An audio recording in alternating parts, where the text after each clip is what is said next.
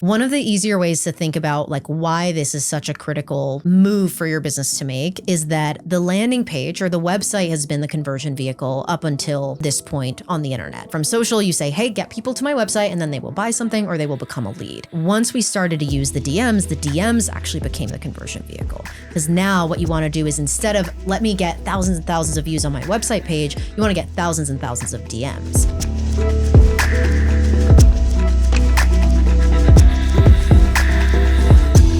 Natasha Willis is in my studio. I am like, every time I'm with you, I feel so blessed. Oh, thank you for being here. Thank you so much for having me. And your home is freaking amazing. So it's so much fun to be here the day before we get to also co-host something special of our own. It feels like this baby we've been like waiting to bring into the world. You were like, let's do this in April and September. I was like, that's so far away. And now it's here, like tomorrow. Yeah. But thank you for like taking the space and time to sit with me in this podcast community. Like the women that listen to the show are really, really hungry for your codes. And you've got so many. I'm not trying to blow smoke. I'm throwing flowers.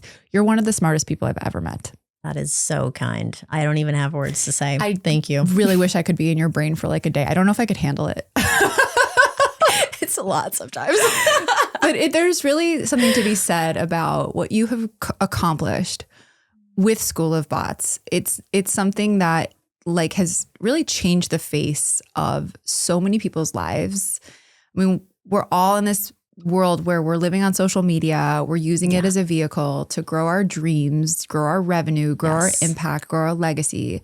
And you have really cracked the code on how to do that. And I want to get really tactical with you today. I want to dig into all of the strategies, your brilliance. But before we do, I actually would love for you to kind of go back because School of Bots has like had an insane rise in the last few years. Yeah.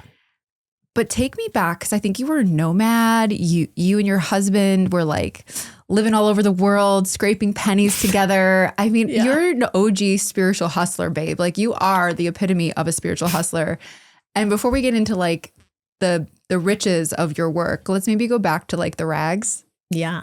I love it. The TLDR, while still like inserting some juicy detail, is that when I was, I think about 17, I read The 4-Hour Workweek by Tim Ferriss. And if anybody knows that book, like, gosh, I need to reread it now because it's kind of one of those works of art or, you know, where you come back to it and you're like, wow, I'm taking so many things differently than I did in that season of life. But I was totally brainwashed by it. And I was like, great, I should move abroad and start this business at the same time. At 17?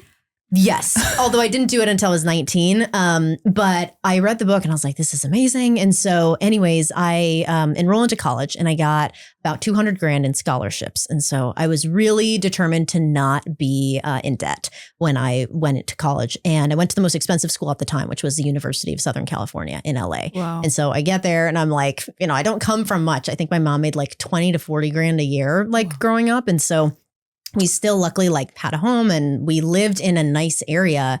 And so like there was a lot of wealth around and I learned a lot through that process. And so anyways, I go to college and then I'm about 6 months in and I go, this is just not for me. I think I'm like too brainwashed already to be anti-college that I just can't be here. And this just feels like a waste of time and everyone's just partying and, you know, not thinking about what's next. And so I just had this like feeling deep inside that I need to go and make something of myself and I need to start to build wealth for my family. And I want to essentially just like make myself and my father proud, who passed away when I was 7.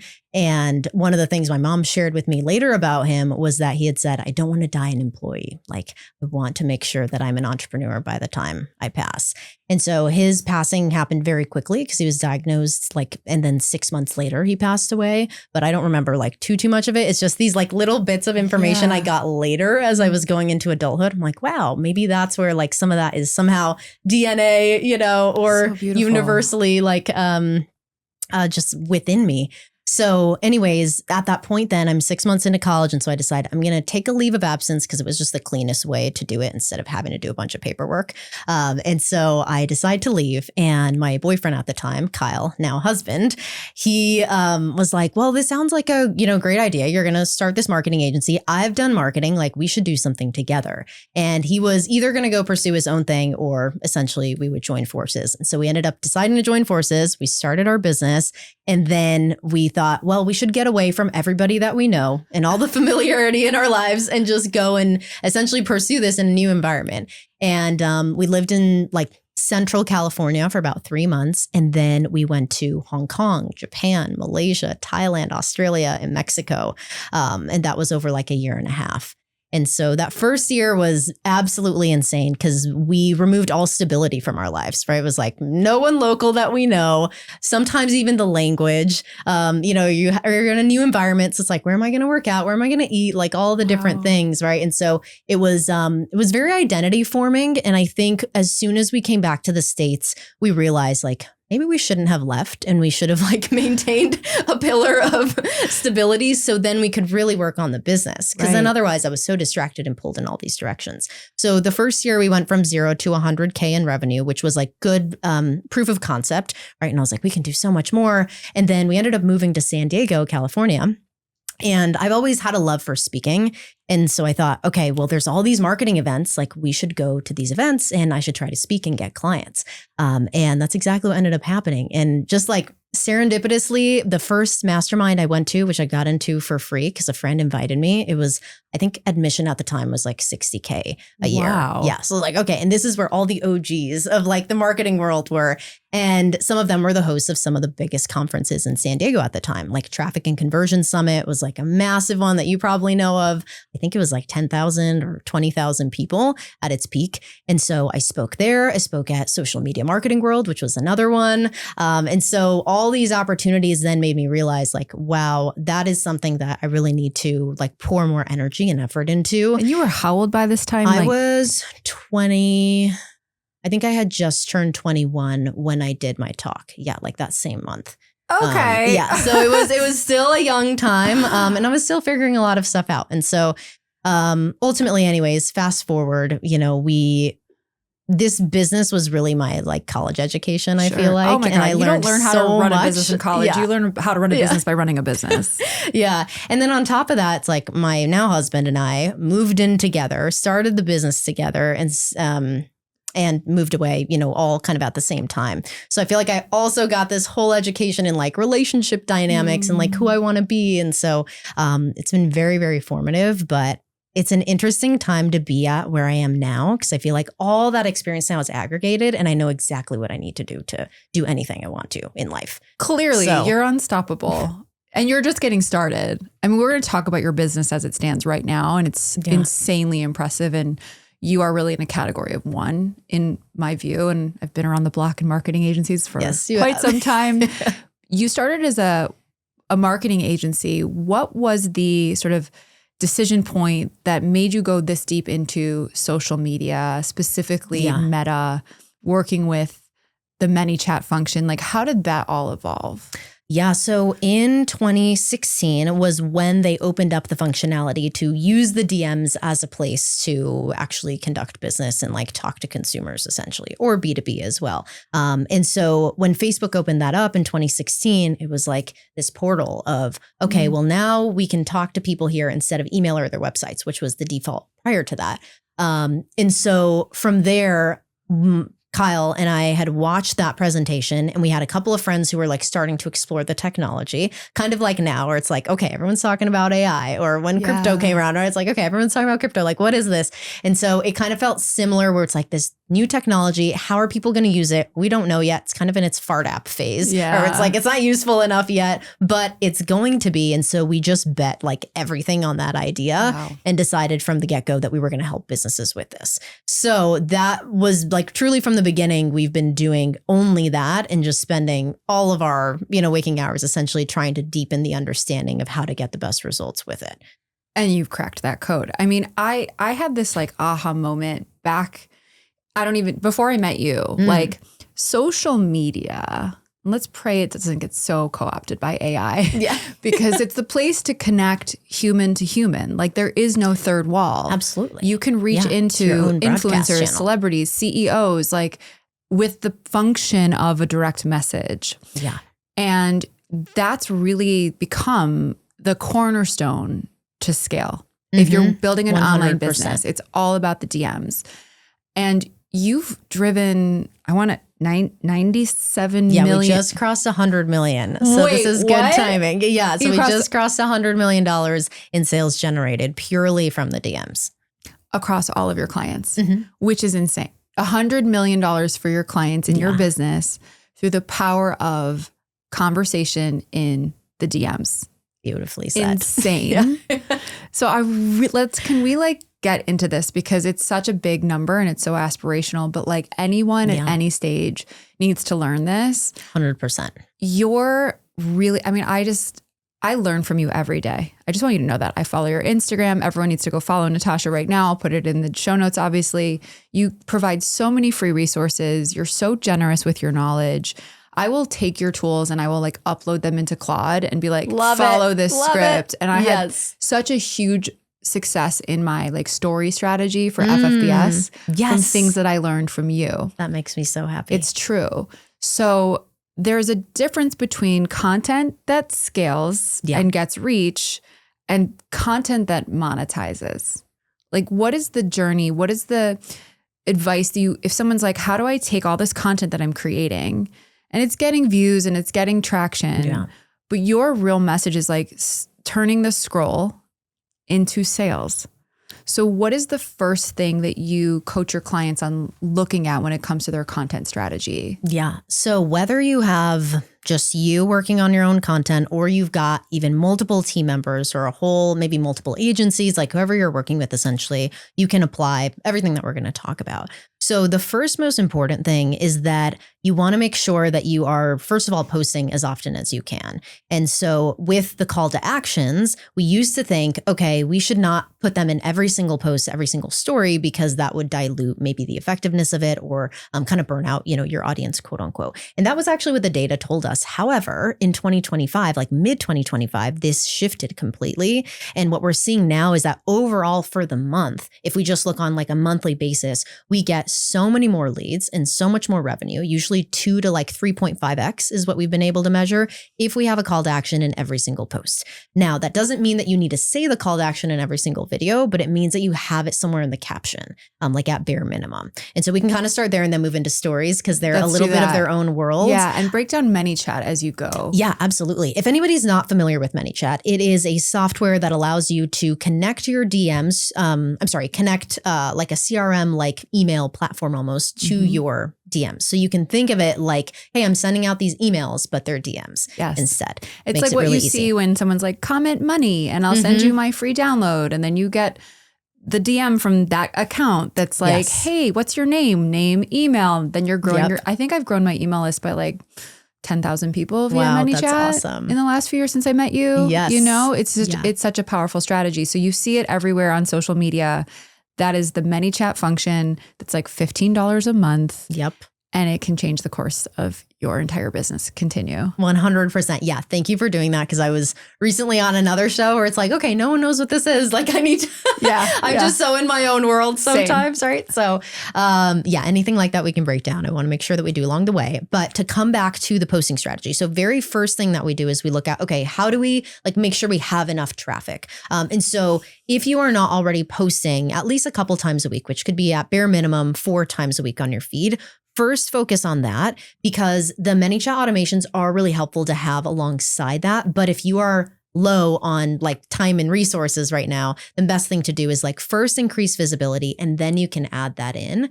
But if you're already there, then that's a great time to say, okay, we're going to put a call to action in every post. Ideally, you do want to be saying it in your videos where you can, but that doesn't need to be every single time. Like if you, let's say, had 7 posts for the week, at least 4 of them should have the call to action in the video itself, like you saying it. And the call to action specifically is follow me, then comment. And that changed. It did change in 2025 for us. And the reason why that changed was because I can't remember exactly why we started to test it, but we started to test it on a bunch of different accounts. And it, like, 2 examples I'll give you super quick is, one was our client Dan Go. And at day 30 of us doing this, he gained 200,000 followers. And we, by like month 4, had 91,000 new email subs. Holy shit. And a lot of revenue behind the scenes also through that process. And so it's like, okay, that worked. And then we tested it with somebody else. And he also started to grow. He went from 30K new followers the first month that we worked with him to 60K to then 90K. So by month 3, he was like way, way higher. And I'm not saying that like just by implementing that, you know, that's going to happen, because you do need to have A, good content, and B, like consistent volume, which is the most important thing. Right. But if you start to use this, then it actually not only helps you with the followers, but it also helps you with being able to get the DMs into people's DMs more effectively. Right. So it doesn't get stuck in what's called the message request. Totally. You have essentially like 3 different inboxes in your DM. You have your primary, you have your requests, and then you have your general. And if someone's not following you, they're not going to get your message in their primary account. Yes. I actually learned that the hard way when we first launched FFBS under your guidance, because I had a post go viral. We also boosted it with some ads. Yeah. I mean, like did thousands so well. of comments. I was promoting my book, The Light Work. I had this big event, 888, with like Michael Beckwith and Coy Webb and Daniel Page. I remember. And so good. I just implemented your School of Bots method. Yeah. It was brand new. We'll talk about. It was brand new. And it was just comment X versus follow me and comment X. And here's one thing I would just love to remind everyone listening. I think like we need to be so explicit with like what our audience wants us, what we want our audiences to do. Like it's kind of like the caveman theory, like grunt, like it has to be so obvious and so forward. 100%. And people respond. Like if you don't tell them what to do, they're not going to know to do it. So follow me and comment. You saw in just that tweak in 2025, a massive uptick in revenue for your clients. Yeah. Revenue because of the deliverability of it. Because ultimately, one thing that we didn't talk about, to go back to the fundamentals, is that one of the easier ways to think about like why this is such a critical move for your business to make is that the landing page or the website has been the conversion vehicle up until this point on the internet, right? From social, you say, hey, get people to my website, and then they will buy something or they will become a lead. And once we started to use the DMs actually became the conversion vehicle. Because now what you want to do is, instead of let me get thousands and thousands of views on my website page, you want to get thousands and thousands of DMs. And that's what we can dive deeper into too, is like, okay, well, how do you do that? Because if you're just speaking to people who already know who you are, then it's very easy for you to get like 100 people maybe max in your DMs each week, versus if you can go much wider and you can filter those people out in your DMs, but you just get so much more volume if you can speak to more people. Larger. Yeah. So and that's what everyone wants, right? So, well, it's what they think they want until they have to do it. Yeah. And we can talk more about that too. Cause I've been actually about that. So I have wanted to do YouTube for the longest time, and I finally like hired an agency to help me with it back in September. And it has been like the hardest thing that I have done mindset wise, I think ever in my business, because I'm constantly fighting myself and trying to find my voice at the same time. And so for example, in order to like get millions of views on YouTube, you have to talk about these mass market topics. So it might be how to make money, blah, blah, blah, how I did this with money, blah, blah, blah. Like just these very large, like total addressable market topics. And that's not always going to like resonate with you as a brand, or you may need to figure out how you want to speak to it. I was like, every time they'd give me a video where it's like, here's how to make your first 10K. I was like, I literally cannot do this video. And it was so difficult for me to like get to that point and be like, I'm just not going to do that. But I can talk about how you can scale a product that you have right now. And then let's talk about the stages that, you know, exist through that process. So it's about the framing, but that's one thing that I think almost nobody talks about. But in order to get the views you want, you do have to go a lot larger. Can we stay on this for a second? Because it's such an important topic for everyone listening, because we can be a little too precious about our brands. And I ran a personal branding agency for 7 years where it was like the crown jewel, and it was everything came down to brand. And what happens when we stay too close to our brand is we talk to our own bottom of the funnel echo chamber all the time. And while that's great, and those will be your initial adopters and your first conversions in your client base, if you want to scale, you kind of have to be less precious about your brand. 100%. And I'll just use myself as an example. Like I have gone wider. I use Instagram primarily. Yeah. And I am doing dumb shit. Yeah. But I love it, by the way. Thank you. I'm having fun. It feels very you. Thank you. And it's been a bit of like, obviously testing and learning of what feels wide, but still on brand and still in the spoke. That's the key, right? It's a sweet spot. Yeah. And you just have to not give a fuck. Exactly. You just have to like continue to play, continue to experiment. I've had the reels that I thought would like go nowhere, like popped off and went viral. And the reels that I worked hours to perfect go nowhere. But it's less about like which reel and just understanding when you're creating content, where in the funnel are you speaking? Mm-hmm. Top of funnel is wide reach. Middle of the funnel is education, like you're bringing people into your world. And bottom of the funnel is like you get to be all Natasha's brainiac. I get to be Jessica's white woo.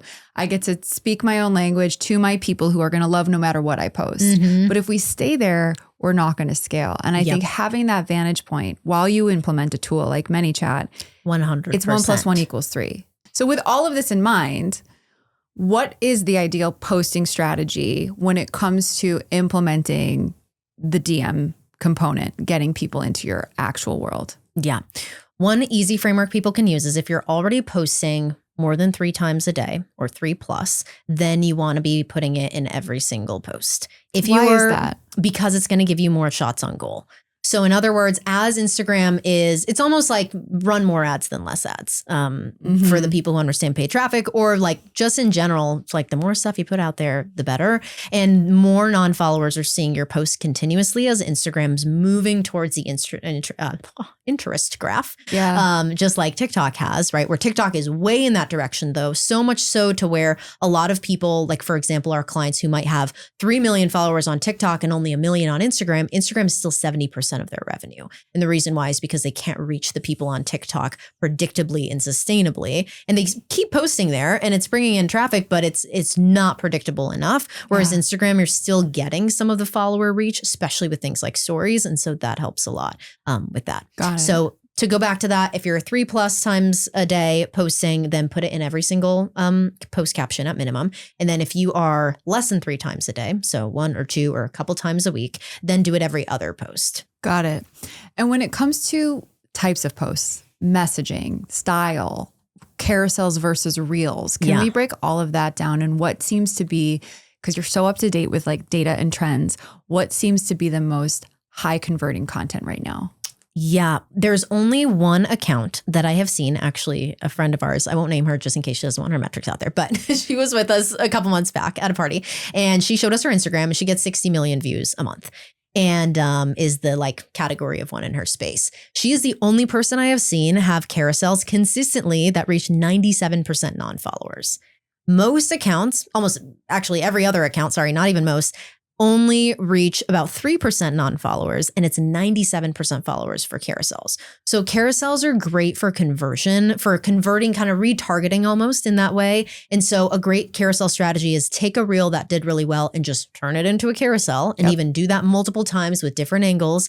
And that will help convert people more who are already following you. But then for reels, that's where you're really going to get the most audience growth and also reach, even conversions too, for like people who are cold, but they really need help with the thing that you do. And so they're just going to convert from the first post anyways. What are your thoughts on talking heads versus B-roll versus oh my gosh, I have so many thoughts edited. I haven't talked about like anywhere because I wasn't sure if this was the case and now it's for sure the case. So we have a couple of clients who got very like used to doing B-roll reels when they were really popping off in like 2023 and 2024. And so they kept trying to like run that strategy. But now because we're in this space where there's so much content now being flooded into the feeds, there's just a lot more supply than demand versus before when there was more demand than supply. And so because of that, plus all the AI things that are going on, plus people like trying to increase their content volume, so B-roll reels are just not performing well. I know, and they're so really easy and it's annoying and they don't go anywhere. Now, I will say if you are willing to be really freaking controversial or polarizing in them, then they will do very well. Like one of our clients, her first 100K, who has made over $5 million from her DMs, collected over 500,000 email subs. We've been working with her for almost 3 years. She's a badass. Yeah, she's a badass. And her B-roll reels from 3 years ago, she still reposts them and they still get millions of views like when she reposts them. But she is very just like very opinionated, right? And like wanting to really speak deeply, whereas a lot of people are not willing to be that bold sometimes in their content. And so B-roll reels are usually not the move, because a lot of the time people lean on them as a crutch and they're not willing to do talking heads. But talking heads are the thing. Like if you never heard someone's voice, like how would you buy? How can you expect? Buy how them? Can you expect for them to have made a connection with you and want to buy? Correct. And so that's really the biggest premise, is like, if anyone takes anything away from what I just said, it is simply that if they don't hear you speak, then their likelihood of buying is much lower. I could not agree more. Now can we triple click into the talking heads piece? Yes.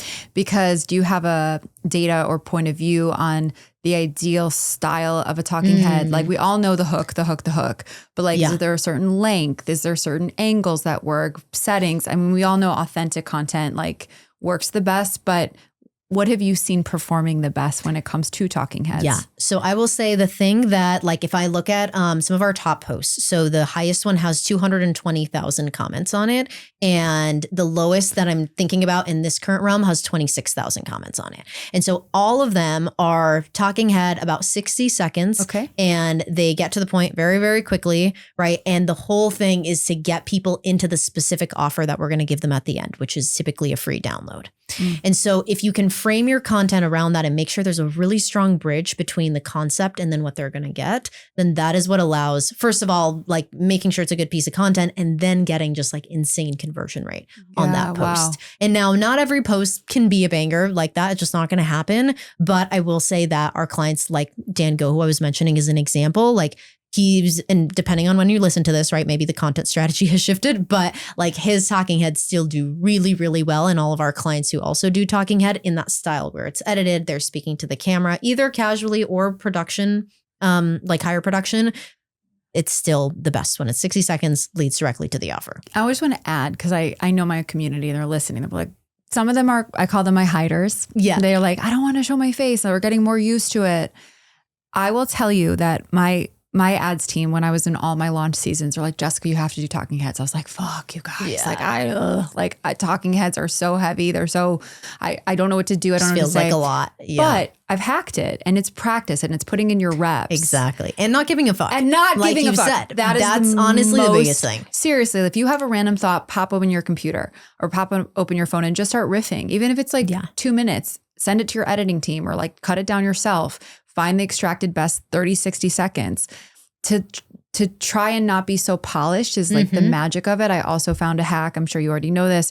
CapCut, the app, the teleprompter, the teleprompter. Yeah. So I script them on AI and I make them my own. I mean, the more you do them, the more your audience gets to know you and actually comes to expect to learn from you directly. And they do make the biggest freaking difference. Every time I post them, I get way more engagement these days than any of the other things that I'm sharing as my talking heads, aside from like my ridiculous like woo-woo videos like that I've been doing where I'm dancing like an idiot. I want to go back to ManyChat. Yes. Because School of Bots has really fucking cracked the code on it. Like this, we've all gotten like comment money, and then you get like a single DM. Here's the download. At least I've seen that. I'm like, where's the voice? Most of them. It's about 90%. Yes. Yeah. So my question is twofold. How did you kind of come up with the methodology? Like, where did that come from inside of your own business? And then second question, what is the process? What is the methodology itself?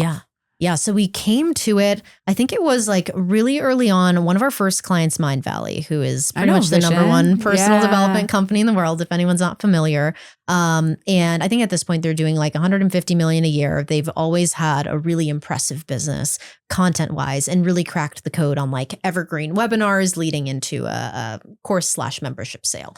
And so early on, we built like 200 plus funnels for them in Facebook and then in Instagram when we were beta testing it. And we had a lot of different like types of clients at the time, primarily who were in the information space. And so we gathered a lot of good industry data, but them specifically, I just remember that because we were doing the same thing over and over, like 200 times, also across 4 different languages, we just got some really good data where I was like, like this formula works really freaking well to capture 80 to 90% of people's emails, to actually get them to click to the next step. Like we've got a really high, like 90% sometimes completion rate on these funnels.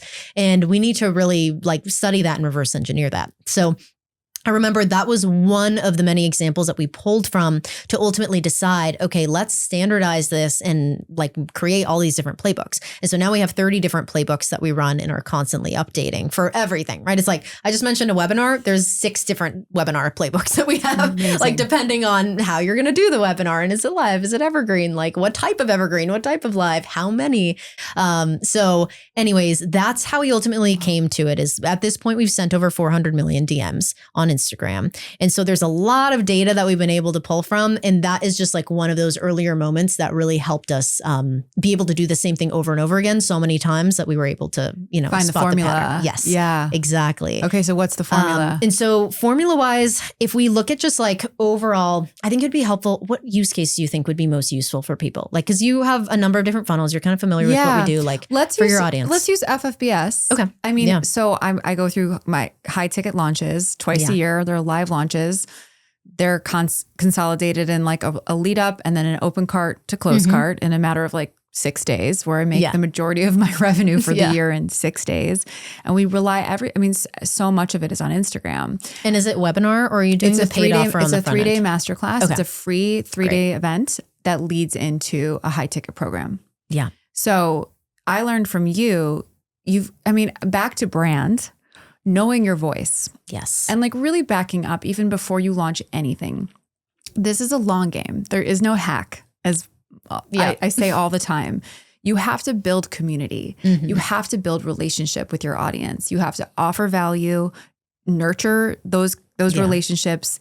I don't love the word followers. I believe in community. Totally. You've got to really cultivate that. So by the time you ask them into something free or low ticket or high ticket or whatever it is, they feel like indebted to you in a way. They're like, they've trusted you. And so what I loved learning from you is if I'm going to use like, comment FFBS or comment wealth or comment fire, because I did a whole thing with the fire horse recently. Yes. They're getting, it was so successful, so big. They're going to get an instant DM from me that feels like me. And I write my own copy. Like it's not like, it's a bot, but it's not, it's me. Yeah. And you have a very clear point of view on how the language, the emojis, the capitalization, the continual dialogue is formulated. Yeah. That's all your methodology, Natasha, that like we implement all the time. So can you kind of break down the science of it? Yeah, I love that example. I think the free webinar or like the challenge aspect, the multi-day masterclass, goodness, all the different words. Yeah, right? It's same. So they're all different playbooks, but like, one and the same, right? It's like you being able to go live and share an experience. Right. So let's say signing people up for something like that then. Typically what we want to do is we don't want to drag out the conversation so much to where someone's like, all right, this is not worth my time. Like this is way too much work. But at the same time, we also want to give people multiple touch points so that they feel like they're building a little bit of a relationship with you. And so first message typically is all about permission-based marketing, which is a great like framework and actually book from Seth Godin, which is one of the most incredible marketing authors. He's amazing. And he truly is the sweetest. And that concept is essentially just like, hey, just confirming you still want access to XYZ thing. Or, hey, sounds like you're ready to do XYZ thing. So those are usually 2 copy frames that work really well for the hook for a great open rate, which we want to see at least 70 to 80%. And then we want at least 50% of people to click on the button to go to the next stage. Just like high level, that's like baseline stats. So once they say, yes, I'm in, then we go, okay, awesome. What email do you want to use to register? And then from there, great. Just so I don't mix you up with anybody, what's your first name? And then at that point, depending on the experience, you might either have an upsell maybe for a VIP experience. I'm not saying that's exactly what you do, but that's like a version of it, right? Another version might be awesome. Like you're in, voice note, quick selfie video, GIF, whatever feels aligned for your brand, bunch of emojis, 10 exclamation points, whatever. And then going, here's your next steps. And then the next steps might be add this to your calendar, join this community, whatever we can do to like get people engaged. And the reason why we want to do that there is because we will get the most amount of people taking action right then and there. So we want to get 50% or more of them like add it to my calendar, join maybe a Facebook group or a school community or whatever, to make sure that I'm ready to go for this thing. Can I just add something that Yes. I just came to me? As you're listening, you're probably thinking, to my community listening, like, oh, I get those all the time. Or like, now I understand how this is being engineered.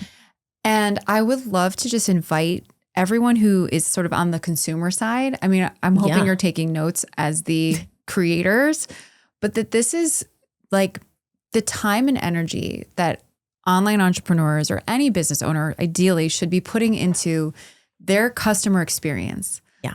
Really understanding who they are, wanting them to feel seen, wanting them to feel human, even if they're a bot that's doing the work for them. Totally. It's the amount of attention and detail and love, at least this is my vibration when I'm building out my funnels. It's like, I want them to sound like me. And you mentioned like pre-recorded videos and audio notes, which is a part of your methodology as well, where if like someone ignores your DM, you can set it where in like 4 hours, you get a follow-up message. In 24 hours, you get another follow-up message if they haven't replied. And you can add in to the DM funnel a video or an audio to make it feel personal, which is genius. But it's like, I'll speak for myself. When I'm recording those videos and I'm recording those audios, I am tuning into the woman that's receiving that because she resonated clearly enough with me to follow me, to click the button, to come into the DMs, that I owe her that level of care and attention. And what you do is layer on the mechanics of the science and the psychology, because that's marketing, with the depth of the brand. And you really trained me on like how to make it sound like me every time. And it does. And it's working. Yeah.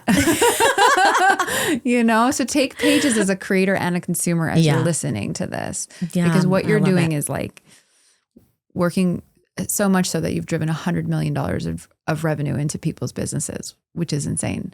And you work with clients of all different sizes. It's been an interesting mix now because initially, no, it was always kind of mixed initially, but we eventually went deep into the information space. So meaning if you sell courses, coaching programs, like any kind of digitally delivered product, that is now our like primary focus, but we do still have some enterprise. And then we have had about, I think 30% of our total clients have been e-commerce stores. So who sell a physical product, which is a different playbook, different strategy. But I will say everything we talked about so far can absolutely still be applied to them. Like if you're listening to this and you're like, I maybe don't sell a coaching program, I have services or e-commerce, or I'm an agent of some kind. So it's applicable for all. Yeah. How do you feel, with the adoption of AI being so now wide reaching, it's crazy to see all the AI content that we're seeing in the feed. What are your thoughts on this tool and how it's going to impact the way online entrepreneurs market on social? Yeah. When you say tool, are you talking about AI like as a whole? As a whole. Okay. And then we can dig into specific tools because I know you use them. Sure. And you've got a great perspective, but let's start with the broader question.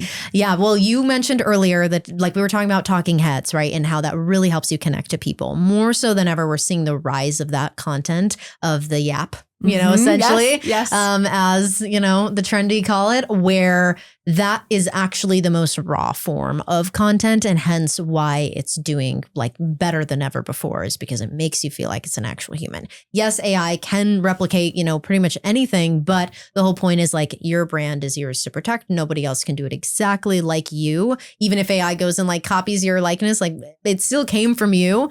And so I think that there is both comfort and also like inspiration in that to know that, hey, if I just hop on camera and like start to put in the reps enough so that I give less of a fuck every single time, then the game, my business will inevitably grow. Yeah. Or whatever outcome you want from it. Maybe it is just making an impact. And I feel like it's the same. AI, like, I don't know if you caught this. You're way closer to the platforms than I am, but it was over the holiday break of 2025 where I took like 2 weeks off and was like a sloth with my husband watching TV, scrolling. And I was like, why does Instagram feel like it's just fucking popped in Adderall? Like there's so much content. Like, well, obviously AI, everyone is using it. And I think that it's a really important tool to train on your brand, your voice, to help you create captions, scripts, hooks, the whole thing. But you have to work it and you have to feed it your avatars, your best original content. Like I uploaded my entire book, The Lightwork, into it. That's awesome. So it knows that my was so voice. helpful for it. Yes. Yeah. And then all of the analyzation of our audiences and our avatars that we do as a marketing department. Yeah. So it knows who I am talking to. So when I come up with like, hey, I want to talk about, I don't know, why PMS needs a rebrand, because so many of my women are like, you know, going through this phase. And when I teach a lot about this power of menstrual cycle and how to like build your business around your feminine body. So it can spit out a script that sounds just like me. But at the end of the day, even though it was written by AI, it's being delivered by you. Right. Also and then you can't replicate that. Are there any specific tools that you really love in this world of social that you feel are really helping scale, sharpen, refine content that is leading into revenue? Yeah, I think there's two angles we can look at this from. It's either I want to get more of the content I'm already creating out into the world, or I need to create more content.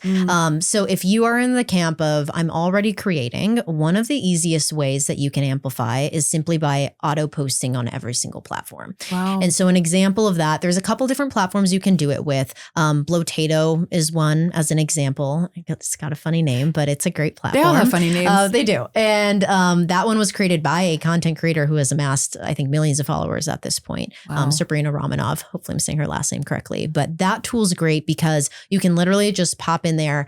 And in fact, if you want to get a little more technical, you could build what we have done, which is that, and it's much more complex than this, but I don't want to like scare anybody. And just like, what's the easiest way is you could, for example, set up like a Google form for yourself, connect that to the API of Blotato and say, hey, when I upload a video and an Instagram caption, now I want you to go and post that same thing on TikTok, on YouTube, on LinkedIn, on X. And if you want to even go a step further, you could have AI turn that video into maybe a thread instead for X or Threads. It'll do on it Instagram. for you and post it for you. Yep. And post it for you. So Blotato is great because it will just allow you to post everywhere with more ease in that way. It's more flexible than using something like an actual drag and drop tool that you have to go into and do that with.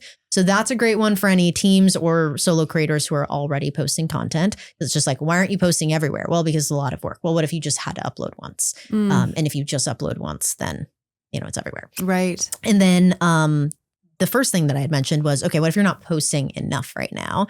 And I think the best thing to do is figure out like, where is your constraint?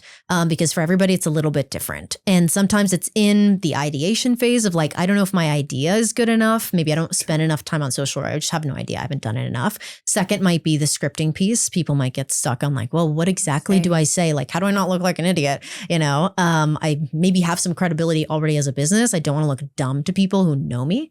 And then the third thing is typically the filming and editing process is where a lot of people get stuck because then they're like, oh my gosh, this is taking way too long to edit. Like I'm done. And then they just never post the content. So there's tools for all of it now. Like a few just to kind of spitfire is the first one for ideation, Sandcastles, which was built by Kane Calloway, who is an awesome creator. That's great for finding outliers. And then like outliers as in this piece of content did 10x better than this creator's normal content. Wow. And then you can like favorite certain accounts that you want to see content from. And it also script writes for you. So it's kind of like both of those things. Sandcastle. Yeah. So sandcastles.ai, great option for that. I would say it's like the easiest interface to interact with if you're not super technical and you don't want to go and like build your own system, which is what we've done. So we don't need to get into that today, but we can do a whole episode on that later. This like 30 agent pipeline that we're building. You never cease to amaze me, Natasha. Continue. And then for filming and editing, my gosh, so much is happening right now with this. I have friends who have companies that they run that are hundreds of millions of dollars in revenue a year that put out hundreds of new ads per week. And they are now able to edit even entirely on their own or have their AI agents edit through like Descript, for example. Okay. And the API that it offers. And then there's also ones like one of our team members just started using Submagic, I think .co or .ai, and that one can automatically edit stuff for you too, like captions and all the things. That's insane. Couple of different tools that people can like start to look at and use. And I think the challenge is going to end up being just like in business now. I mean, it's already pretty fragmented, right? It's like, what's your CRM? What's your email platform? Yes. What do you use for landing pages? What do you use for checkout? All the different things. And so the goal will be to like try to simplify and consolidate because people are going to get really overwhelmed with all the tools. So if you just listen to that and you're like, okay, I don't want to go and figure out 5 tools, like just pick one that's your current constraint and just use that and you'll get out more content than you are right now. You don't have to worry about building the whole system from the beginning. I have been saying this a few times on this podcast, like we are in the infancy of AI. Yeah. Like it's so important to adopt it. I think it's like the iPod version right now of what the iPhone became like 20 years ago. That's a great analogy. It really I think, for is. people. Like it's going to change the face of everything. And people are, I've heard so many mixed reviews from my own community. Like some women are like all in, other women are refused. Some are like, Yes. I don't know, I'm overwhelmed. And if you can just pick one and start to really play, it is, in my view, such a gift because what is our most precious commodity? Our time. Mm-hmm. And it gives you back your time. Yeah. And it's going to be able to think with you, not for you. 100%. And that is a true gift of being alive at this time. I feel like AI is so exciting, but it is also a reminder that we have to show up and still be human and be consistent in our humanity. Totally. And that's why these talking heads, being in the DMs, creating true community, showing up is going to be a competitive advantage that AI can never take on. And I think absolutely you have really been able to blend these worlds. You're so technical and so creative at the same time. But one thing I really want to highlight around you is you're a baddie when it comes to building a business yourself. You went from being this nomad living across the world, standing on stages like social media, marketing world in 2021. Now you're a little older, not too much, but I don't even know you. You're like an alien, Natasha. You have such codes, but you've built this insane business. Can you talk about what School of Bots looks like today? Like the size of your team, how many clients you have, how to work with you? I would love you to break all of that down because there's a handful of ways they can. Yes. So we originally started as an agency, done for you, as you know, and from the agency world. And we still do that work, but we do it with a really small number of select clients because it's essentially our R&D lab. And we're able to just test all sorts of crazy stuff on accounts that are posting 5-10 times, a day and able to create all these different kind of case studies and examples and then be able to help so many other businesses that maybe don't want to or need to do that volume to be able to deploy those same strategies. So our flywheel kind of looks like that, where we have this R&D lab, which is our done for you. And you're posting all their content for them? We're not posting their content for them, but we do direct the conversion strategy of it. Got it. So we'll pretty much tell them, hey, like your content schedule needs to look like this. You guys are still producing your content because that's also why we're working with you is typically they are growing at 10K new followers a month and they're doing at least $2 million a year in the business. A lot of them are much bigger, but those are like at minimum some of the growth requirements. So then that way they already have momentum and they know what works. And now we can layer this strategy on top to literally triple their revenue or more in like the first 90 days. So that's the done for you side, which we do still take a few clients on every single month. And our goal is like keep growing that because again, it's our R&D baby. And the fun part though is that everything we do in that business, we're now working on automating 90% of like the initial deliverables. And so then that way we can actually scale that one even more. So that's in a fun place and process. But yeah, people really enjoy working with us there. Then we have our education division. So this is where we have courses and templates that people can get started with if they're like, I want to taste, a little bit of the magic first. And then once I have my aha moment of, holy shit, this is crazy. Like we had somebody recently actually jump from going through the course. They collected 7,000 new leads in their first week. And then from there went on to join our done for you service because they're like, I'm sold. Like, just do it all for me now though, because it's a whole thing. Right.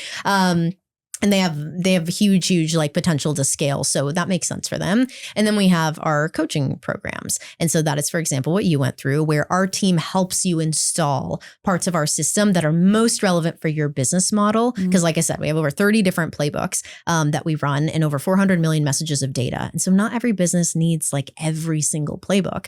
So we'll actually come in, like look at what you're doing in the business, build out projections for what you can realistically expect now, because we have all these formulas now that we can run in like a split second based on your Instagram analytics and your business. And then we tell you, hey, here's what you can expect to make ROI wise. And then we come in and work with you typically for the first 5 weeks. And then we have an opportunity for people to work with us on an annual basis too there. I want to tell you something. I took your program, the very beginning of Jessica's Wag Inc. I remember. And it was like just the beginning. It was when we fell in love. At least I fell in love with you. And I was like, it was one of the best investments I've ever made in my business. Wow. And I've signed up for a lot of courses and coaching programs myself, masterminds, the whole gamut. That was one of the most invaluable things I invested in, Natasha. I don't know if I've ever told you that. No, I don't think you have, but that makes me so happy. It's really, so thank you for sharing that. It's true. I learned so much. I was able to immediately implement it. And you know what? I don't know if you know this. One of the best parts of that was meeting all of the other entrepreneurs in my cohort. Yeah. We still follow each other. We still like each other's stuff. It's been such a gift to watch all of them continue to grow too. Yeah. Like it's a really special thing that you've created. How many people work for you now?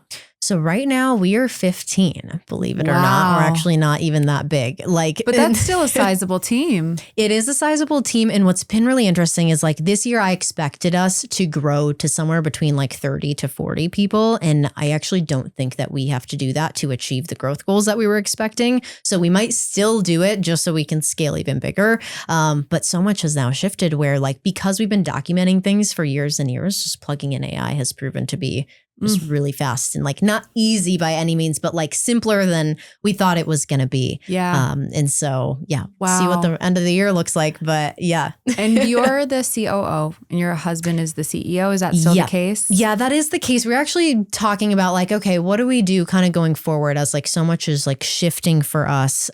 Because I think I really like love the idea of being CEO and he's really amazing at the visionary like founder aspects of here's where we need to go next, et cetera. So we were co-CEOs like more so moving into this year. And I think we're going to maintain those titles just because we do make a lot of like the core leadership decisions together. But now, I mean, our leadership team has grown too. So I imagine that'll shift a little bit.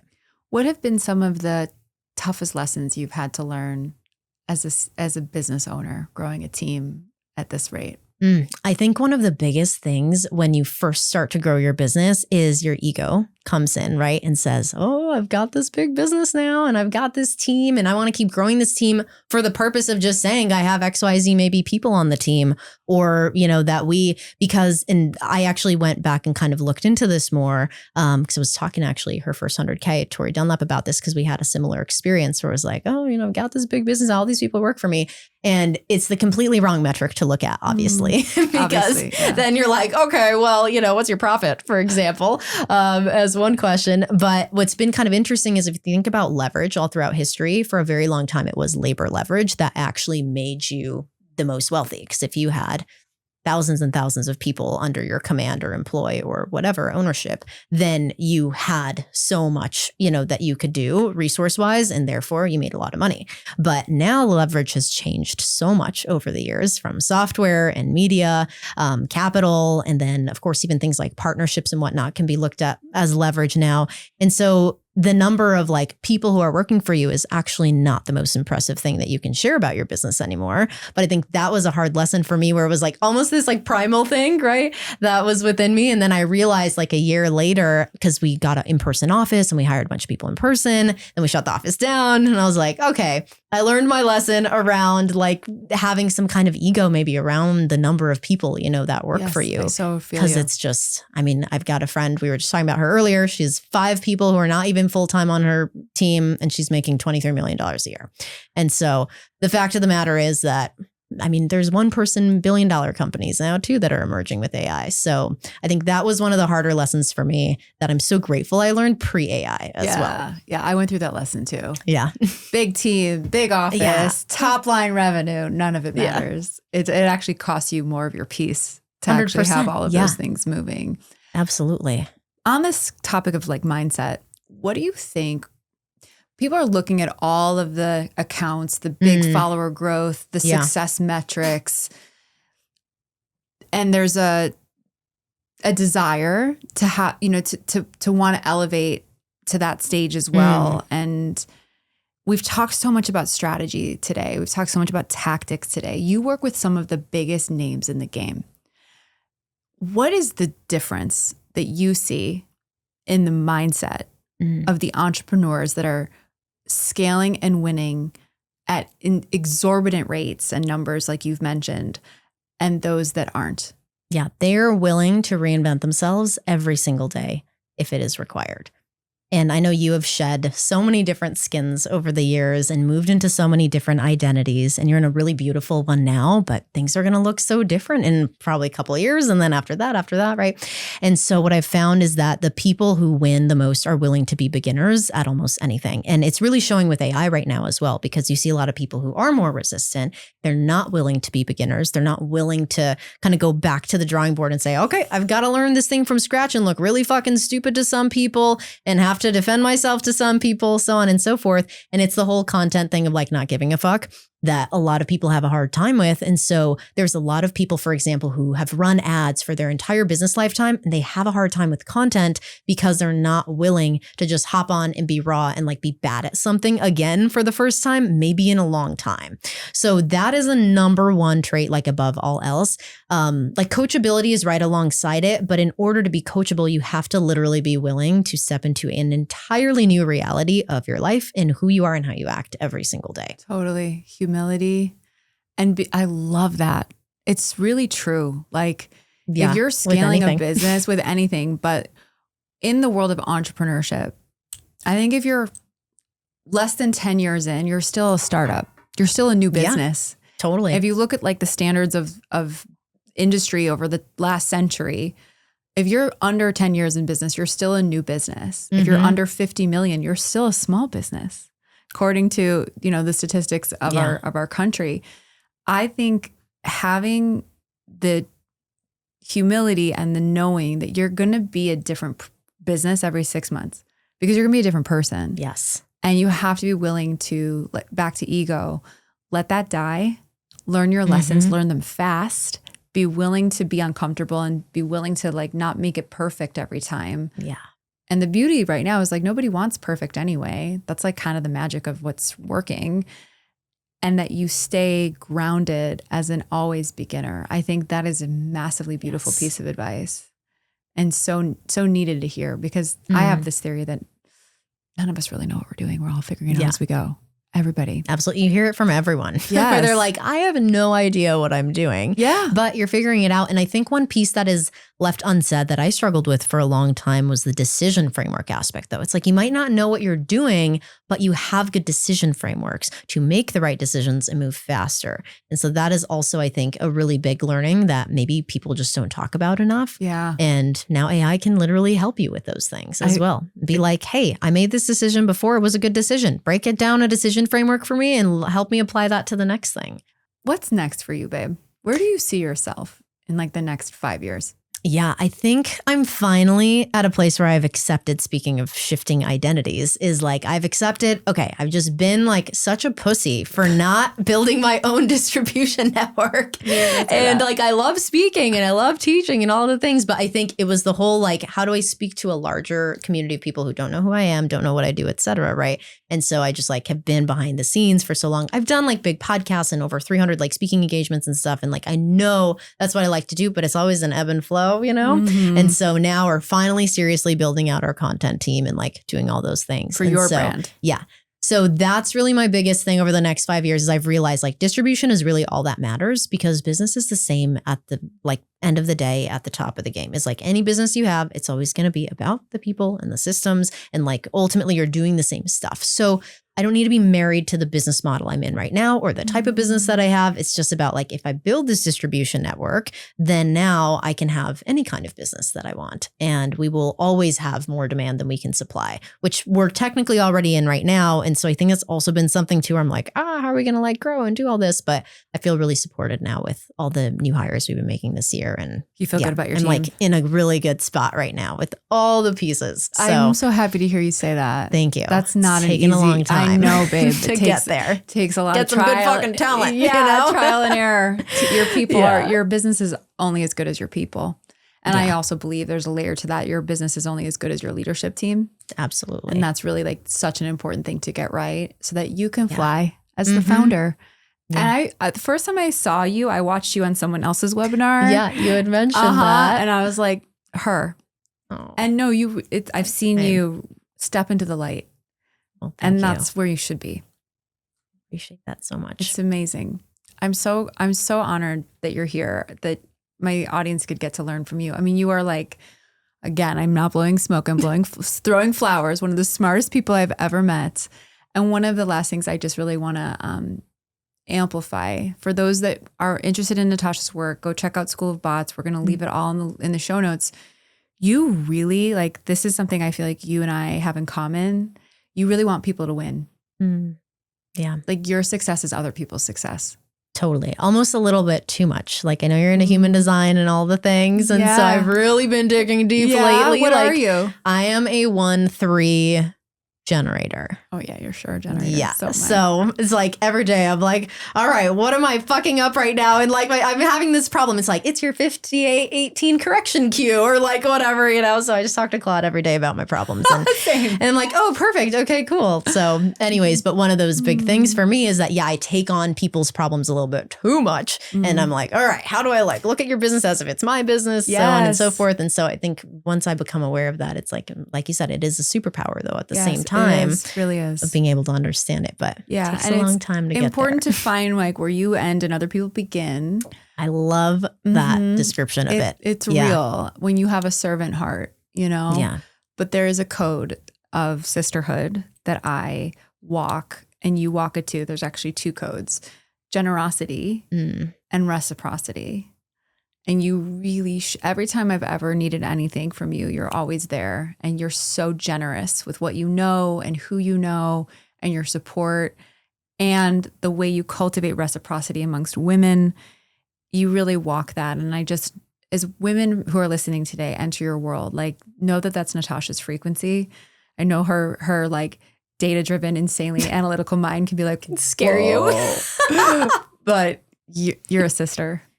Oh, thank you so much for saying that. It's true. I have a few final quick fire questions for you. Let's do it. We get a little woo-woo on my show. Yes, so just of be course. Prepared. I was waiting for it. Okay. Well, we'll start with just the Spiritual Hustler bookshelf. Do you have 2? Okay. I asked, what is your favorite business book? And if you have a favorite spiritual book or a book that's changed your soul in any regard. Yes. Okay. My favorite business book. Ooh, this is a hard one right now for me. It's a good book. I haven't come back to it in like changed culture so long ago. Yeah. You know what? It's No Rules Rules. So it's from the founder of Netflix. And the culture I just resonate with so extremely because of my human design. But because it's all about like, how do you look at your business as a sports team versus a family? And that might be controversial for some people, but it's all about like, are you in the best seat? Are you the best person for that seat? And if you're not, then it's okay. And so our team operates that way and everybody acknowledges like, hey, I might not be the best person in this role. Like maybe I'm not as detail oriented as this role needs me to be, or I'm not as presentable on camera as I should be for this role. And so how can I then still add value to the business and maybe move into another role, which we have done plenty of times, in the company. So anyways, that's the best for sure. I've read the last 3 years. Incredible. And then my favorite woo-woo book, gosh, I don't read a ton of woo-woo books. I have read Ram Dass's book, which I'm forgetting what it's called. I think it starts with an N. I don't know his books, but I remember reading that and I was like, what the fuck did I just read? Because it's like a really it's pretty much just him being like high on mushrooms, like explaining like gurus and all this stuff, right? And so anyways, it has resonated with me more as I've like reflected on it. I think I read it like 3 years ago. Amazing. And I just still think about it from time to time. So I should come back to it and see like what new things I get from it. But it was a really fascinating read because I think it was the first book I read all the way from front to back that is maybe category of spiritual. I love the super spiritual. Yeah. Ram Dass was like one of the pioneers of consciousness, and he was right. Yeah. Do you believe in aliens?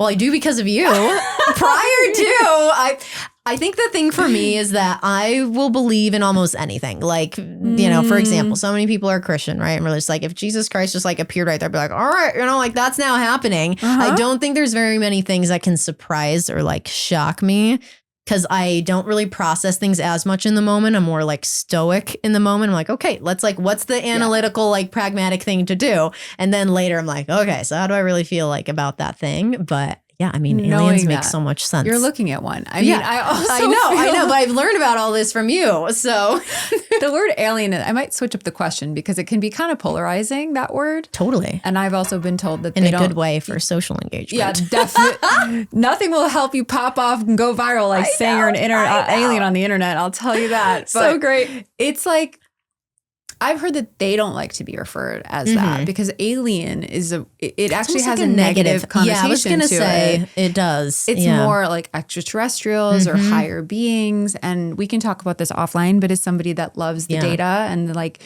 wants to like go deep on all of the different true mechanics of how something works, if you really study the science of the universe, it's impossible that we're the only life form in all of the entire ever expanding, infinite, no end universe. I mean, it breaks my brain to actually think about it. 100%. But it's, to me, if I were to just narrow down why I feel, well, one, I feel connected to them as a way of being in my own life. Yeah. But it humbles me. It's going back to that word, like how small, how micro. Helps kind of bring you back. Yeah, it frames things into more perspective and peace, to be honest, when I'm like dealing with like dumb human shit. Like, well, this is just one dimension of multi-dimensions, one version of reality that could not even be reality. I love that perspective. Yeah. Because I haven't spent a lot of time thinking about it, but like specifically that, but like it sounds like it's been a really useful, I don't want to call it a tool, but it's like, it's one of the things kind of in your mental toolbox almost of like, okay, that's a frame I can use to then help me move through and move on to whatever, all the time comes next. Thanks for reflecting that. I'll give you some books you can read. You'll appreciate them. I would or love some that. like videos you can watch. I will. 100% I will. I'm going to send them to you. Do you, speaking of higher beings, do you feel a certain connection to any like spirit guide, angel, ancestor, goddess? There's not a specific like one that I would call out from like history or like certain books or like, mythologies or whatever, but it's almost like myself. What's been kind of interesting is like when I have taken, let's say 1 gram to 2 grams of mushrooms and I'm like around, like the world, outside, I've had multiple moments where I have a conversation with my future self. And so that has been really interesting for me because it's like these almost like glitches where it's like, okay, I'm here present right now, but then I maybe like just had that offside conversation for like maybe a minute or two, right? And then it's like almost like time paused and then came back. So that's happened to me a couple of times where I'm like, okay, that's like how I should deal with this thing I'm dealing with right now. So that's been my probably most special experience, like kind of around, I think, that idea. Or concept. I fucking love that answer. And that makes the most perfect sense that was your answer. Because you are so quantum, Natasha. You're so ahead of your time. I have so much to learn about it. You do, but you also are like a sage, and that you've communed with your future self, given where you are in this like linear timeline. Yeah. Makes so much sense to me, if that makes sense. So yeah, no, it does. It does. It's beyond. Okay, last question. Do you know what I mean when I say the new earth? I write about it in my book. I know. It's okay, I'll explain it. No, I can't explain it back to you. That's fine. That's what I'm here for. I'll frame it and then I'll ask you the question. So I believe we live in 2 different polarities. One rooted in fear, one rooted in love. You could call it the 3D or the 5D. The 3D fear-based reality is the world that most of humanity is walking amongst. It's scarcity, it's survival, it's competition, it's lack of resources, it's me versus you. Yeah. That's a paradigm. 5D, love-based consciousness, new earth-based consciousness is a reality that's actually here right now that we are co-creating all the time. Yeah. That is rooted in abundance for all, safety, peace, love, joy, vitality, health, limitless possibilities. Yeah. All of the money, all of the community, all of the impact, all of the peace and the harmony. That to me is the world that we get to create. So the last question Yeah. that I have for you is, what does it mean to you to be a co-creator of the new earth? Where to start? I think that it actually does come back to the identity piece of like, what would it take instead of any time someone asks you to do something or you ask them to do it? Typically the answer is either yes, we can do that. Okay, cool. Now we figure out how to do it, or no, it's not possible. And when somebody says it's not possible, or you even think for yourself, oh my gosh, well, it is possible, but what would it take for you to do that? And if you start to, I think, reframe things in that way, you don't always have to take action from that, but at least if you think about what it would actually take for you to accomplish whatever it is that pops up as an idea or a concept or someone brings to you and kind of challenges like how far you can expand, et cetera, I think that that is doing yourself a service as well as doing everyone around you and in the world that you can impact a service by being able to shift into, okay, yeah, what would that person who can do that actually look like and talk like, et cetera, and stepping into that. Do you know how Palladian that is of you?